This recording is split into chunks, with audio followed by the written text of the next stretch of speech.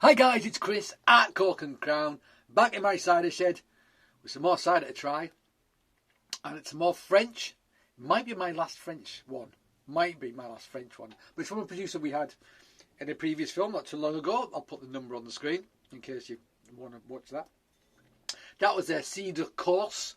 Wasn't called brut because it had too much sugar, but it's 5.5%, which would normally make it a brut. They tend to do it by alcohol because if a certain amount of sugar gets turned to alcohol, then one assumes that it's dry. But there's a lot of sugar in the apples, so they couldn't call it brut because there's too much residual sugar left in it, so they called it coarse. This one's called Fraîcheur, so like fresher, I believe that means in French. So Ferme de Billy, there you go, just to the west of Caen in Normandy. What does it say on the back? I think there's some English stuff on the back of this. Produced in Normandy in the heart of our 25-hectare estate for several generations, we're modernising the cider apple through unique blends and a more artistic image. Okay, I mean, all good. We want people to drink more cider. We want it to be more accepted. We don't want to fiddle with the product too much because it is a wonderful product. It needs very little fiddling. What does it say? Varieties, just like acid varieties, 100%. So just says acid varieties, 100% pure juice. Little sweet, thirst quenching, and lively, aperitif and seafood friendly. I don't know if they got Google to do their translation, but it's pretty bad. But on a scale of 0 to 4, it says sweetness 2. Don't know if you can say that. Sweetness 2. Acidity 3.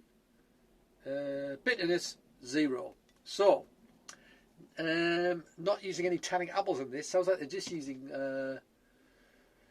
sweet and sour apples. And this is only 3.5% as well. So it'll be interesting to see, what they're doing to make this. Is it keeved? I mean, I assume it's keeved. It's got the cork in and everything. I assume it is pet nat. Might not be. Could be forced carbonated. Don't know. Anyway, lots of questions. If I can find out more about it, I'll put it on the screen. I seem to remember reading somewhere on the site, though, in very bad translation, that they thought this was a more feminine drink that the ladies would like, and the core stuff was for men, which I think is like a right load of old bollocks. But there you go. Let's open this up and see what we have. 3.5%. So yeah, there wasn't a lot of sugar in there to start with, unless there's a lot of residual sugar in this. We're going to find out, aren't we? Maybe it's going to be sweet, sour, and delicious. There we go. Whoop! That is a smoking gun, my friends. Look at that. That's gorgeous looking thing. Look at the gas coming out there. It's brilliant. Bubbles. Let's pour it out. Oops. Let you see as well. I mean, it's going to be some tannin in this because there's a bit of colour to that. I mean, it's quite light in colour, but it looks like there's been some tannic apples put in there because it's got a little bit of that amber colour which comes from oxidation of the tannins. Where's my thingamajig? There you go. So there you go. It's straw gold bordering on just almost going into amber, maybe slightly brassy in colour. That's what I want to say about that. So yeah, it's not as dark as some of the more sort of traditional, like that kind of thing. Is that a good example? That's not too bad. Anything other than that? Oh yeah, look at this mofo. There you go. That's had some tannin. Look at that. Look at the colour of that. It's amazing. It's amazing, Nick. There you go. That's an amazing colour, isn't it? That the lying down medium. That's a gorgeous looking thing, isn't it? Amazing colour. Just top trick. That really is. Get some on my website if you want. Right. Let's sniff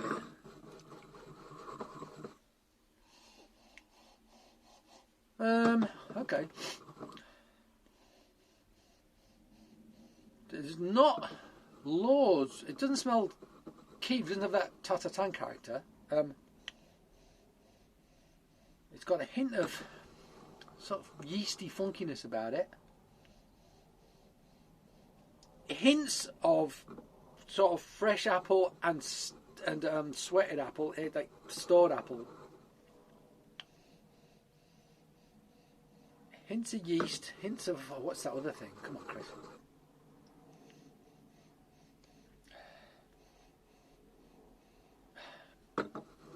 Hints of funk, hints of something. I'm not sure, but I don't mind the nose actually.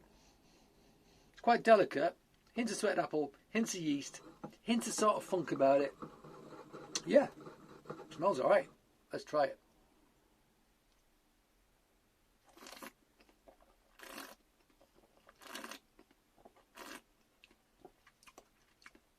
So yeah, it has residual sugar, but it also has a nice acidity actually, which cuts through that sweetness. It isn't too sweet, but it's quite sweet. I think without the acidity, maybe a little bit cloying. In fact, yeah, it would be a little bit cloying, absolutely. But the acidity is nice. Oh God, it's going to drive me mad, that.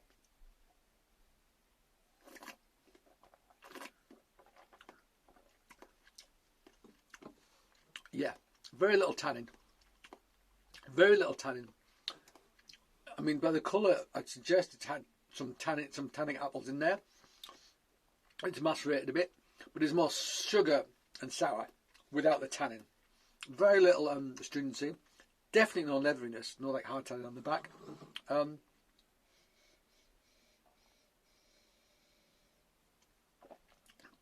It's making me think of a spirit on the nose.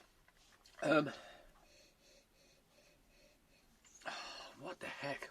It's going to drive me mad. Sorry, this is boring for you, but I think it smells like a spirit of some description. Not whiskey, not Calvados, but something. Maybe into like juniper about it, something like that. Yeah, and pastry. Maybe a little bit of pastry yeastiness as well. Yeah, I mean, actually, I think they've gone for a cider with no tannin, because I think that'll appeal to a broader market. That lack of astringency, lack of leatheriness. I think it's more sort of refreshing and crisp, easier to drink, and it is. You know, in the same way that a white wine's easier to drink than a red wine. Don't get me wrong, I love white wine. I have no bias towards red over white. I think a great white wine can be just as great as a great red wine. Absolutely. But I think this is a bit simpler. I think it'd be better with the addition of a little bit more tannin. A bit more structure. I find that sweet sour thing a bit simple. But having said that, for 3.5%, it's actually alright. It's pretty simple. It's on the edge of what I would like. I've got a sweet tooth. It's on the edge of what I'd like as sweetness. But luckily we've got enough acidity in there to balance it.